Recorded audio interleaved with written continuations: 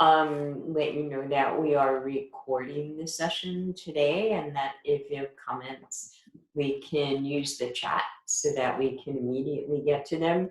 And I want to thank our panelists today, Chris Nelson, representing almost all the restaurants in Port Townsend, Sirens Pub, Balcony Bistro, Old Whiskey Mill, the In Between, and probably several I don't know about yet. No, okay. And we have Diana Sneeland, who is representing the Inn at Port Ludlow, along with the Port Ludlow Resort and Golf Club in Port Ludlow Associates, and everybody who's ever seen Port Ludlow. Thank you for joining us. And Cindy Finney, representing Rancho Properties, but also financial institutions and a whole bunch of other things in the town, including the Bishop and the Swan. So I want to thank all of you for joining us today. We've heard that our businesses are really feeling somewhat challenged now. Everybody was excited and geared up for our phase 3 application to be submitted to the state and the governor to sign off on it, and we're all moving forward, and then it stopped. And we started moving backward. And while the governor is putting forth rules and regulations and suggestions and checklists, they are more stringent than people had in mind. And there were many of our businesses that sat out phase 2 waiting for phase 3 because they didn't feel they could afford to play the phase 2 game. And we just got a notice yesterday of another business failing, selling the house, leaving town. And every time that happens, you just have to step back and say, what could we as a community have done differently to help that business? How could we as a chamber, as an economic development organization, as fellow community members, how could we have helped? What could government have done? What should someone have done? And there will be more of them, because right now that enthusiasm they had a few weeks back is no longer there. And now they're looking at this the way some of us have seen it for a while, which is this isn't going to be over in a few weeks. Despite what some people in government say, it's not going to magically go away. That this may be a bit of a long slog. And so the question is, how are you guys getting through this? You're all the pillars of the community, and your businesses are the mainstay of the community, but there are challenges here. We run tourism for Townsend, and the balance between don't come because we don't want you here and all of you need them here is really difficult to achieve. Marketing to that is virtually impossible to be positive for both sides of that issue.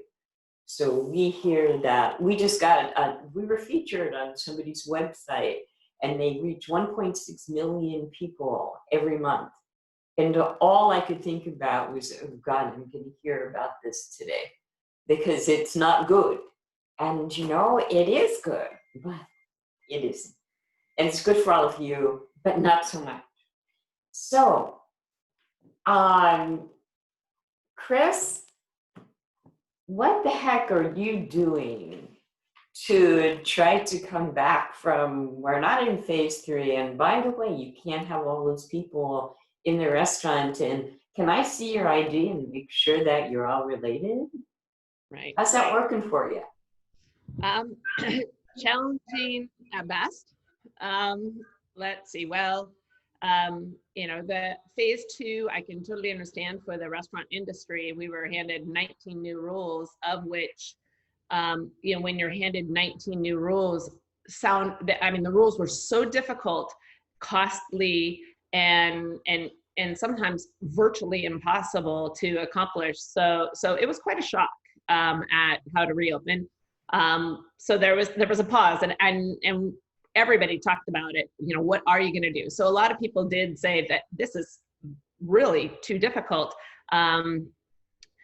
3 of my places were open, 4 to go, and luckily have a good amount of space inside. So we were able to reimagine ourselves and be able to open and add, thanks to the city, add the streetery seating because, again, as everything that we've heard, it's safer to be outside.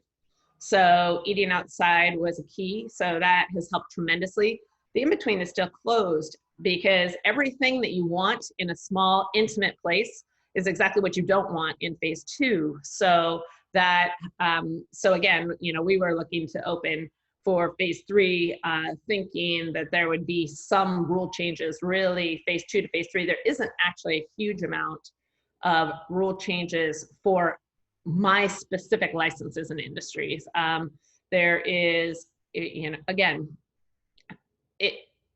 the most difficult part of the whole thing is that literally every 2 to 3 weeks, he writes an entire, I should say the state, it's not one person, writes an entire new memo with all the rules that you finally just figured out he's changed over there. And so now you have to figure them out again. Some are really obvious and hit the news. Some aren't obvious. It isn't just like he changed 2 things or a few things. There's, now we now have 3.5 pages of print this big of guidelines and things. It's not 19 things anymore. So it continues to get more and more challenging to do business. So great.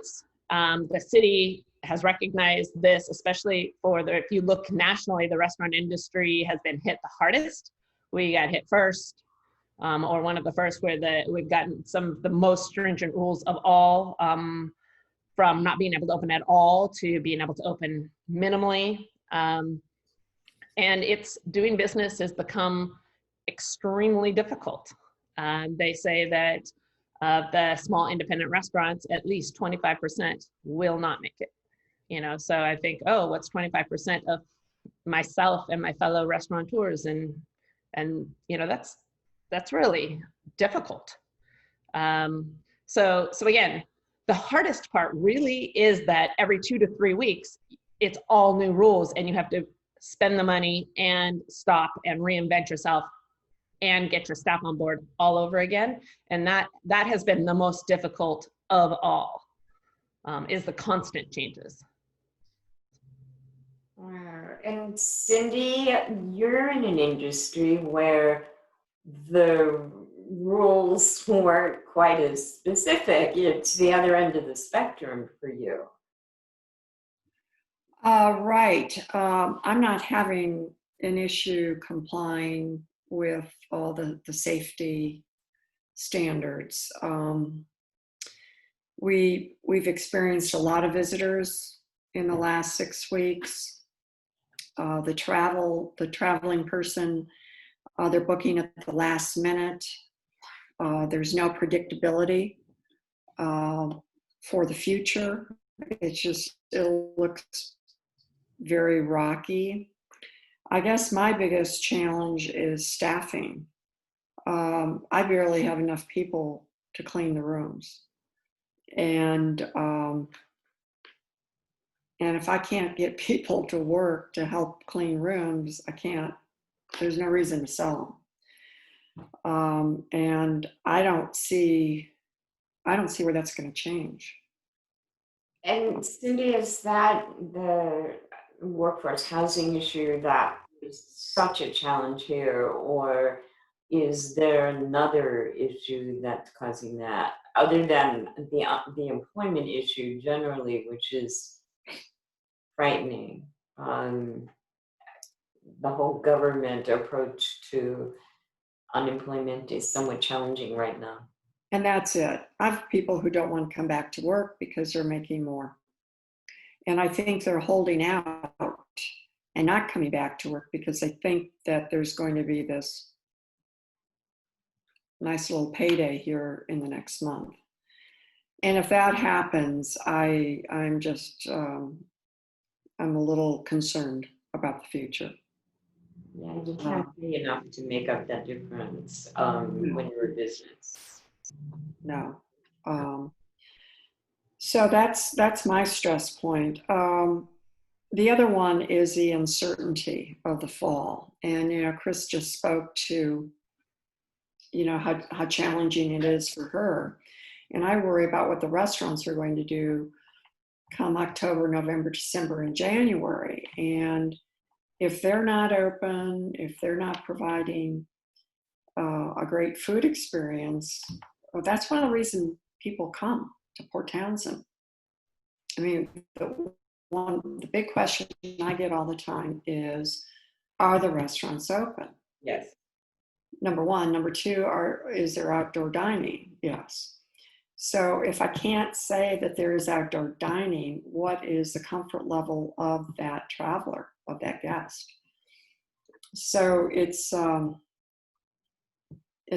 fall and the winter are a big concern. I mean, I think we'll make it through August and September just fine, but beyond that, I'm not sure.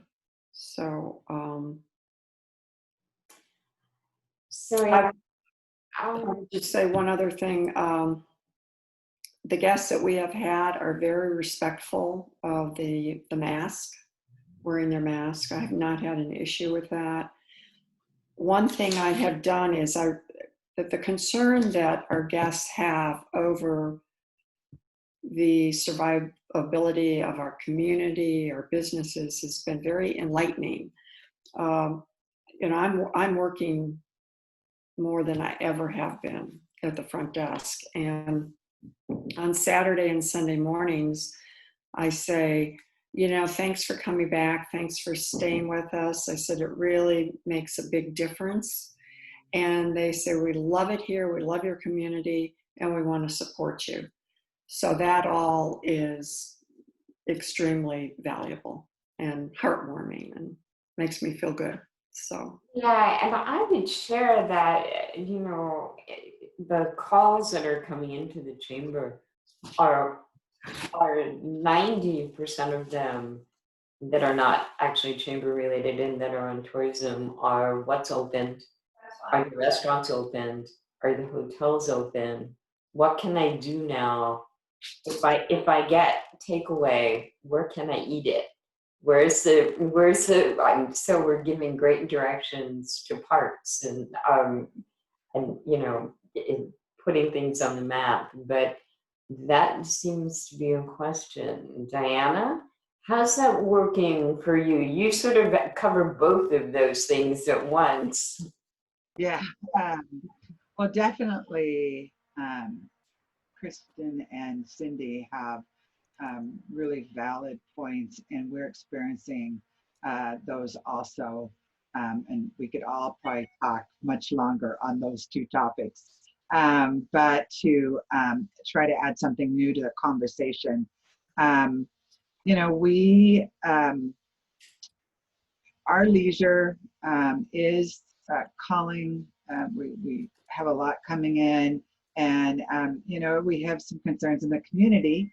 And so how do we balance that and just make sure everyone's really trying to follow the rules, but without being overly aggressive on how do we police.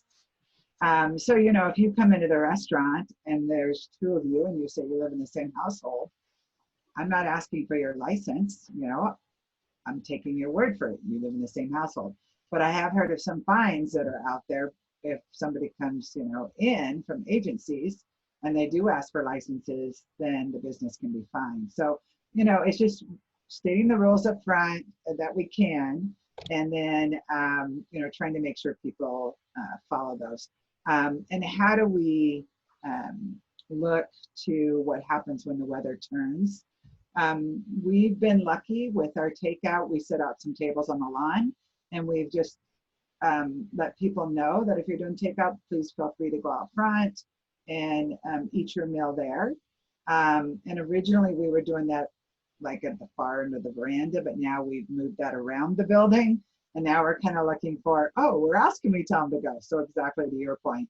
And then, you know, for this winter, what do they consider outdoor?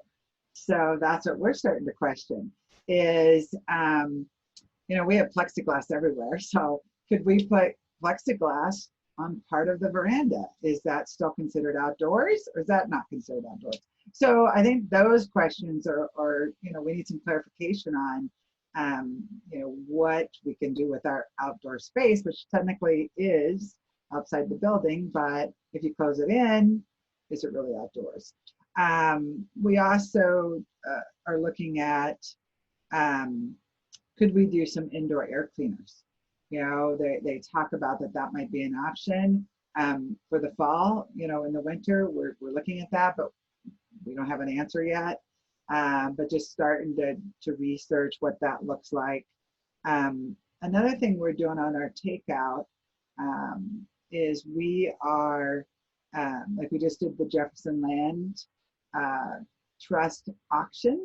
And so we partnered with them to come up with a box that had local things in it that auction goers could purchase and, you know, share basically while the auction was going on. So are there other opportunities to do that? You know, we're talking about Thanksgiving. For Thanksgiving, you know, one of the, it's Rain, I'm trying to remember the name, but through the farms, we grow turkeys. And that's what we do for our Thanksgiving meal. And so how do we support the farm? You know, maybe still get some turkeys and work with them on that.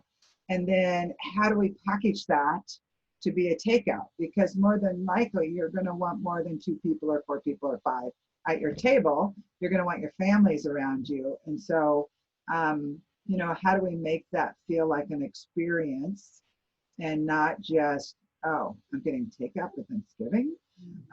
You know, so just kind of working through how can we help our customers and guests and consumers that are coming to still feel that experience. Although, as Christine said, we've, you know, it's non-touch today. You know, you don't want us at your table. You don't want us interacting with you. And so how do we still do that and make you feel comfortable? Challenging at best. And I know from the marketing perspective, we're having conversations with the city about the winter campaign and should there be one. And it costs a lot of money to have a winter campaign, thousands of dollars. Should we spend that money and try to get people to come here during the winter? Is anything going to be opened? Will they be able to dine? Will there be hotels to stay at? And will we be in phase 2 or back in phase 1.5 or in phase 4? You know, and you may as well throw darts. And so right now we have to make marketing commitments and we have no information. So it's the opposite of having too much information. We know what all the projections are from US travel and tourism. We know what the governmental agencies are saying about projections. We can cite LTAC dollars increasing on the 60-day lagging indicator for the last 6 months and tell you where we think they're going, but it doesn't really matter because right now they're here. And anything else is a guess. And so all of us in what we do, we're tourism centric, and there are people who want to come here. And they want to be assured that we can keep them safe and healthy, and we're doing that. And I think the Jeffco Cares program started down a really good path to try to help people to do that. But we certainly need to do more than that. And so we're looking for that. And additionally, I know that our businesses are looking at, you know, not only how do I survive this winter, but what are you going to do, the three of you? What are you doing now? What are you going to do to try to work through what all of us are dealing with? I have a job opening at the chamber, and I have a lot of applicants for that job, most of whom aren't qualified, and the ones that are probably would be here for 90 days. And then they just want an interim check until a good job that is kind of what they're qualified for comes up, whenever that is. And I think they're only looking right now because they're afraid they're not going to get their $600 to continue. So it's an interesting place to be. And I had the conversation with someone who runs an HR business yesterday, and they're seeing exactly the same thing universally.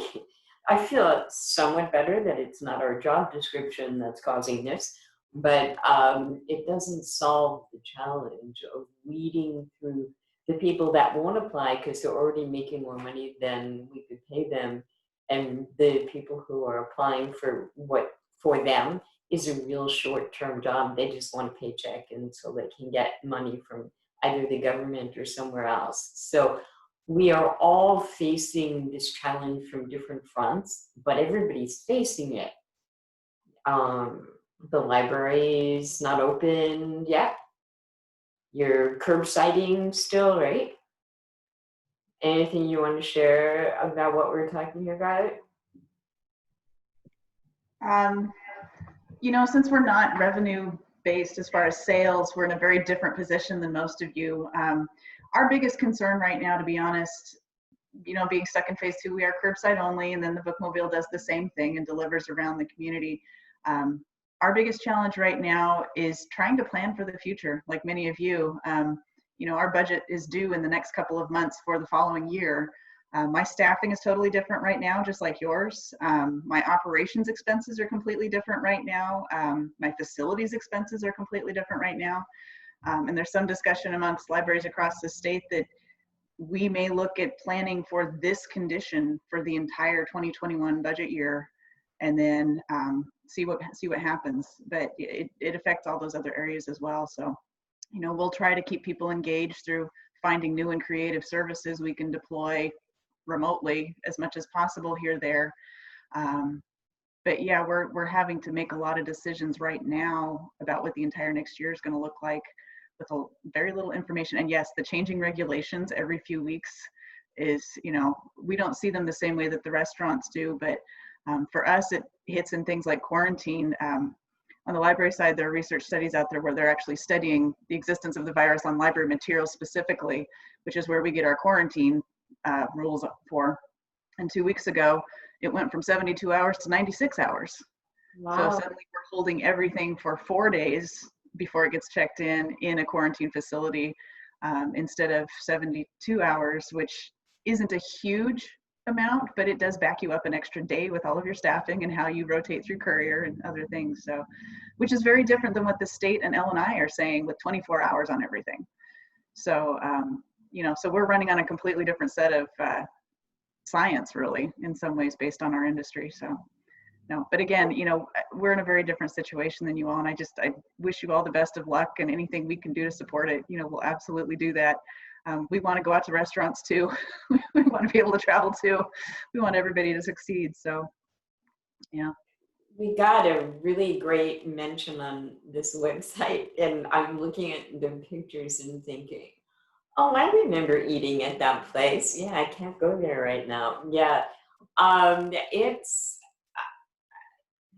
it's really frustrating, I know, for our businesses, and what they're feeling right now, in what I want to be able to have on this recording for them, the people that signed up and probably had some challenge at their business and couldn't come in because they're short of staff also, is, you know, what are you doing to make sure that you don't just make it through the winter, because you all will make it through the winter, but how do you make it through the winter positioned to be successful going forward, to have an upward trajectory, and to be on a path to stay that course. What programs are you doing? What are you looking at to try to make that happen? Knowing that there are, as we call them, unknowables in our future, that, it's best guess on so many things. It's best guess on budget. It's best guess on staffing. And yet we're doing the same thing as Dr. Meredith. We are looking at just, how do I get through this year? And then what does 2021 look like now? Because we have to plan for a really different year that's a lot more virtual than we thought it would be. And if we get really lucky and the whole year isn't virtual, yay. But what if it is? Chris? Got to stare at the unmute. Okay. So for us moving forward, obviously we're modifying how we do things now, assuming that many of those things are going to be forever. So, forever, curbside is a reality. Our new computer systems are supposed to be in, they arrive next week, so they'll be in by the week after, where you no longer have to call, you just literally order online, it spits it out in the kitchen, tells you about when you can pick it up, so you can literally show up curbside and let us know, we'll bring food up forever. We actually are doing delivery within the city limits in-house permanently. That was something that we did for the temporary. That's something that we're now have priced out and have decided to do permanently. It started as I was trying to find work for people that could not qualify for unemployment, because just applying for unemployment is not as simple as one might think. So I was inventing jobs for people while we tried to figure out how to get them qualified, and decided to do in-house delivery. And now, we're building on that. So we'll have delivery systems. And again, just like Diana was saying, we're working on doing holiday meals in your house forever, and family meals packaged to go, and 3-course dinners on weekends. So things that you will always be able to have, not just temporarily, that we're hoping will get us through this winter, as well as, that those aren't things that are going to go away. Diana, to answer your question, in the new rules that just got released on the 31st that clarify some of the obvious things, but down in the fine print, it does say that outdoors is 2 walls. You can have a roof and 2 walls and still count as outdoors, as long as you are missing 2 walls. So you can have like we were looking at tents with 2 walls to protect us from wind. Obviously, that's more of a temporary fix to get through this winter, as dining outside is so valuable. Again, trying to go to the city and see if they'll let us do streeteries forever. Because again, people are learning to eat outside always and be outside. And I'm really hoping that the retailers will follow suit. There is some great sidewalk downtown. Obviously, I'm downtown centric in my business, so I apologize that my lens is more toward that. And I'm hoping some of the retailers will occupy some of the sidewalk, which brings life to everything. And they'll figure out how to rearrange their systems a little bit, like we have figured out how to rearrange our systems, so that every single spring, fall, and summer, it will be alive on the sidewalks. It's hard. We have a lot of wind and a lot of rain. So rain, obviously, being outside under a tent is sort of cool. Wind is a little tricky. So those are, and maybe it's unpopular of me to say, but to me, I think having people from elsewhere come is great, as long as they follow our rules. We're doing a pretty good job. Maybe we're not perfect, but we're doing a pretty darn good job in Jefferson County at following rules, which is why we have a relatively low rate, and we're safer than a lot of other people. And I don't mind people from elsewhere coming, as long as they follow all of our hand washing and sanitizing rules, respect distancing, wear masks. Those are safety things. And to me, it seems like it's okay if you're going to come to our community, but you need to respect our rules, you know, and thus keeping us safe.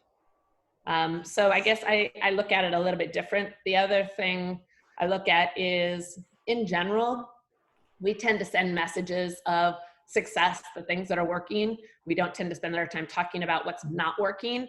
And it would be great if all the local people understood how much strain the restaurants, the retailers are having financially. And it would be great to have the locals. I mean, we could make it through winter if all the locals went out and were in full support of the restaurants and the industries. That would be fine. It would be like normal. But you know, we're shy, and we're doing a good job of separating, which is also why we're doing well health-wise.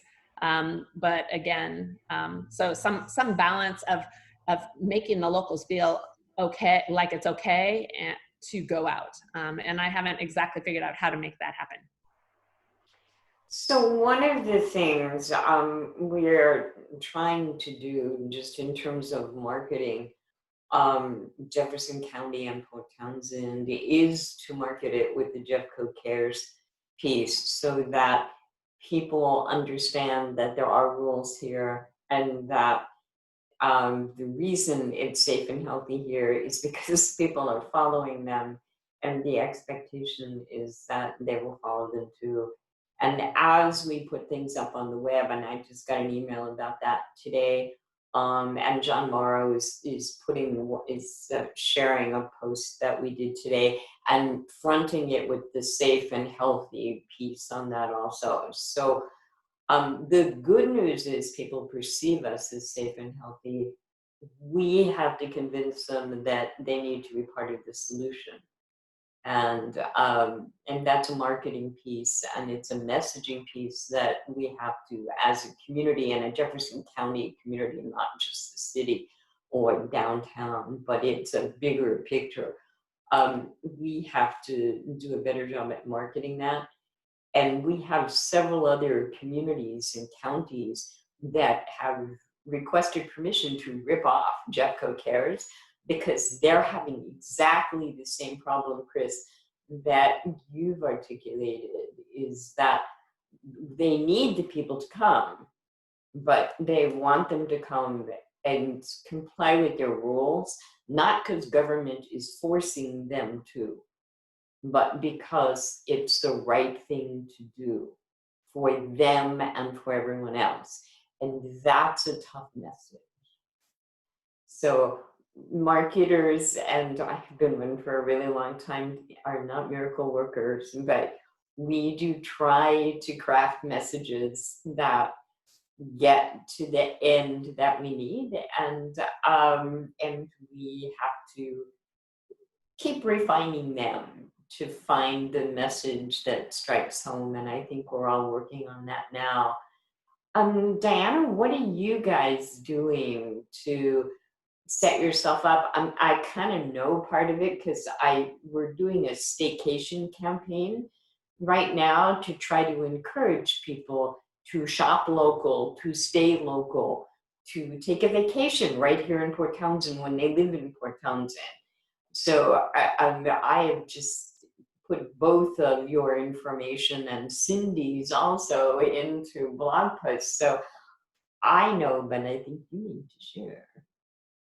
Yeah, we are, so just to talk about some of the things we're changing, we have gone to a touchless check-in at the end, and as well as, we're not cleaning in between your stay.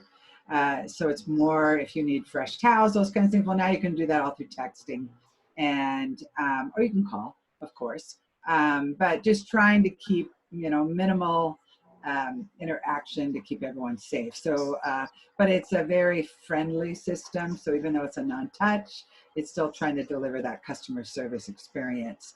Another thing that we're doing is we are partnering with We have a real issue, just like Cindy did, about getting housekeepers. And, you know, they'll come in and work a day and then they leave. And, you know, or they just go to lunch and they don't come back. I mean, I'm like, really? So, you know, just working with some great candidates and some candidates that I wish would just communicate a little bit better.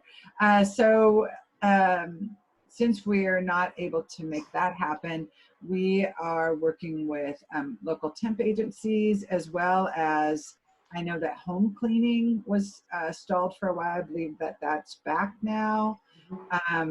And, you know, how do we maybe hire some independents to help us get through certain days of the week? Like on Mondays, we had 22 rooms out that not got cleaned to the level that they need to be cleaned at. And so we had to turn away people. But, you know, we just don't have staffing to make that happen. So now we're like, okay, hey, I'm going to go clean a room, you know, so we can all make it happen and be able to support the guests that are coming this time of year. Because I know that getting into winter, it will not be as many. Some other things that we've done is we've changed breakfast. We actually is more of a takeout, very simple takeout, Monday through Thursday. And, you know, maybe we'll look at, is there some other option for lunch if we get really slow in the winter time, yet still supporting the businesses. And we have a couple more restaurants in Port Ludlow, which is really nice. So if we make some changes to ours, it probably pushes more people to them, supports the smaller operation, and can keep them in business. So we're going to look at that and see what makes sense for our guests and what makes sense for the hotel. And then we have continued to market to our social media, our database. And, you know, we're talking about the things that we're doing to keep people safe, and the things that they can do. We do bring up the Jefferson Co-Cares, and, you know, we kind of set those expectations as to what we expect to have happen when they're on the property. And then we're showcasing that through social media. We're showcasing employees cleaning. We're showcasing employees wearing their masks. And, you know, we depend on customers outside of Port Ludlow. I would love to know that the Port Ludlow residents are all supporting the restaurants, but it's just, it may be that they can't support all of them. And so what we just need to figure out is, as Chris said, how do we keep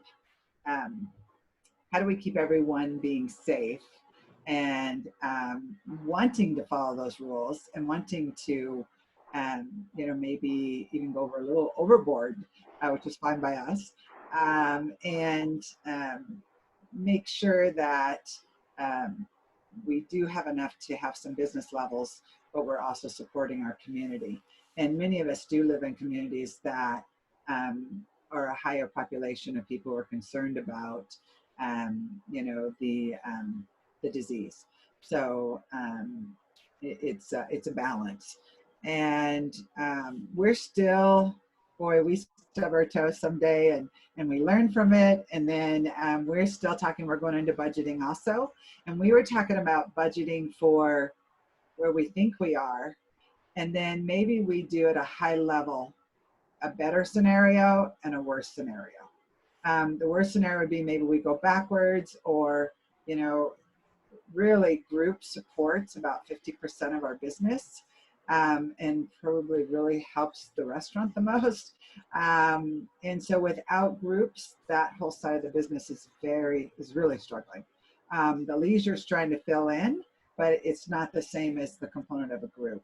And so, you know, we're just trying to figure out on the budgeting, how do we make that work to get through the next year if there are no groups until 2022. And that will be difficult, but we'll be here. we'll figure it out. And, we're going to continue to look at programs and continue to see what other options we may be able to implement. We're looking every day for how can we reduce labor, and how can we be smarter at what we're doing. Wow, so I actually have something to share that might help everyone on this call. And I'm not sure if you know about it or not. So I'll send an email out to you guys today. And that's on August 13th, which I seem to recall is a Thursday. The EDC and chambers of Clallam and Jefferson County are going to be producing a virtual job fair. And we already have a number of businesses signed up. There are already 100, I think, potential employees signed up. And so I'll send a link out so you could learn more about that and how the virtual job fair works. But it's our attempt at putting all of you together with some people that actually are telling us they want to go to work.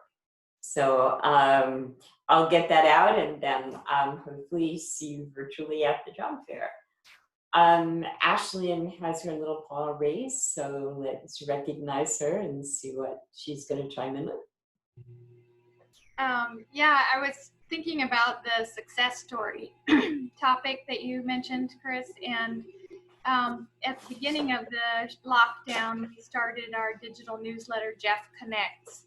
And those are, I like to tell people, they're kind of a wave at the community to say, hey, I'm still here and this is what we're doing. And so if you haven't already, I have a frog in my throat. If you haven't already participated or have a new message, please let us know and let's participate in that and get it. It's just a paragraph, it's just a little blurb. And it has your contact information and your logo, and it goes out at least once a month, sometimes more than once a month. We get lots and lots of them. And it's just a good way of saying to our local community or to all of Jefferson County, to everyone who subscribes, which is a lot, that you're still in business. So that's all I wanted to add. And just let either communications at countychamber.org or membership at jeffcountychamber.org send us your questions or anything you'd like to share. And there's one more thing that's brand new. We may as well tell them now. And that's Friday Finds. And so Chamber Cafe is now the first and third Friday of every month. So you can calendar that. And we're going to send out on those same days an e-blast called Friday Finds. And it's for all those things that you want to send an e-blast and we can't send because people don't want adverts in their inbox. But we're going to tell them that this is an advert and it's going to be every Friday.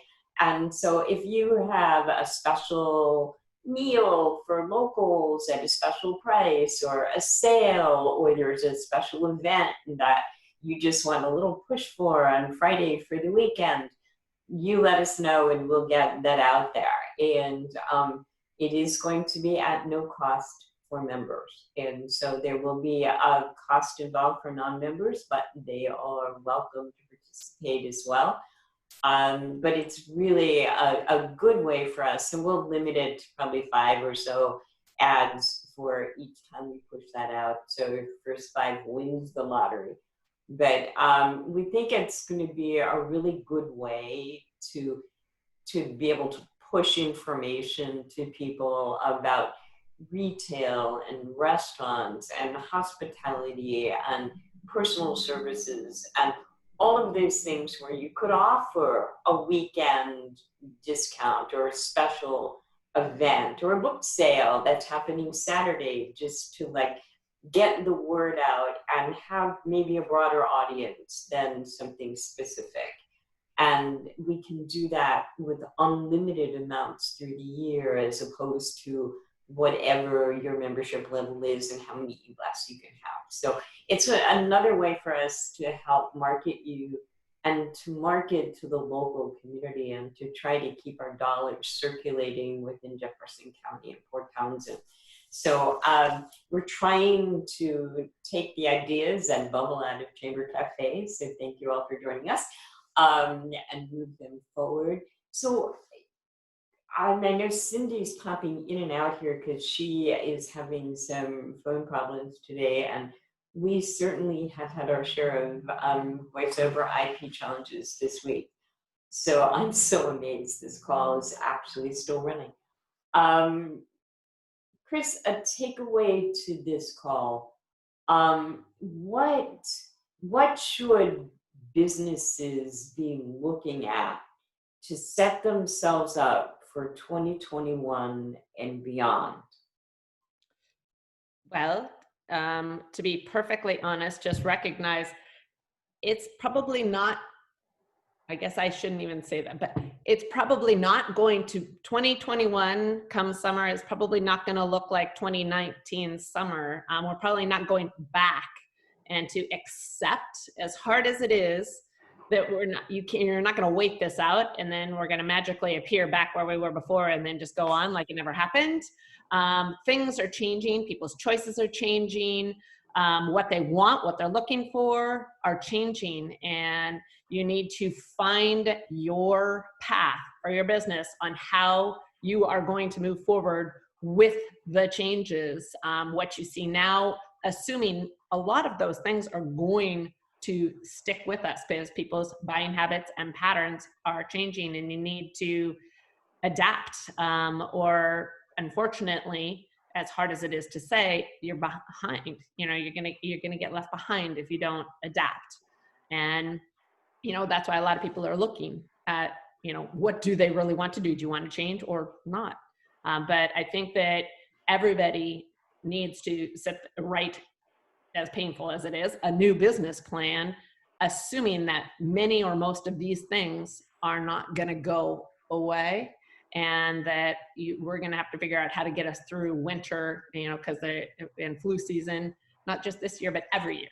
And summer, which I do think next summer would be better than this summer, but it's going to be different forever. So that's it. Is don't waiting it out isn't going to be possible. You're going to have to change and modify and grow, and unfortunately, that costs time and money to do that. But hopefully, it will be maybe better. Maybe there's people are finding little ways and successes and niches that they never even knew existed before. So there is potentially some silver lining for many.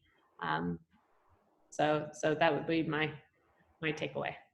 And I think that is a hugely valid point, and it's the point I think that those of us who work in Chamberland throughout the country have many members who are waiting to go back to the way things were. And none of us know what the new normal is. And the new normal, it's a horrible phrase, but we are all creating our own, because nobody knows what the future is going to be like. But we know it's not going to be like this. And you're right, people's habits have changed and will change more. And we have to plan on that. For some of our businesses, they've said, we don't need the huge office space that we've had. We've discovered that we can have most of our staff work remotely forever. We could cut our overhead in half, and we're going to do that. So that's a plus for that business and will help them work their way to the future. Diana, what's your takeaway for the group for this? Well, definitely what Chris is saying, she's spot on. But the other thing really for us is technology. We're going along fine, things are working. And now it's just, we have to figure out how can we use that better. So, from the touchless check-in to, we're talking about being in the cloud so that if you are at home, it's easier to get access. You don't have to VPN, those kinds of things. We're also looking at how we can streamline processes. So in our takeout, and we were slow to get into the takeout. We started it and then it just wasn't working, and then we moved away from it. And then I think we got it too complicated. And so we've now gone back and really started looking at how do we streamline that, what makes sense. I love Chris's idea that you can order it all online, which is great. We're also revamping our website. So we're going to, since there's not as many people coming through our operations, can we do e-commerce on our website? And we haven't done that except for with gift cards. So how can we sell our dog biscuits and our granola? You know, so if you have things in your store, how can you get to be where it's online? And then that way too, before people even come, and maybe they need to touch less, they can already see it and kind of, you know, 360 it. So I think besides just figuring out this is the normal, it's really embracing that technology to help us be able to do more with less. You know, with labor costs and with revenues not being where they're at, we are going to have to figure out how do we do less with more again. I mean, we've done this over the last couple of years, but we're going to have to continue to think beyond what we've already thought. And I think the artificial intelligence is going to be the best way to do that. So I know that Cindy is fixing her phones, and I want to throw the floor open to questions from anyone else on the call for our panelists, but also if you are doing something that you think we should all know about or have a great idea that you're thinking of trying, we'd love to hear about it. We'd love to have you share. So just unmute yourself and go for it. Who wants to raise a hand? Marion, are you doing anything exciting and wonderful?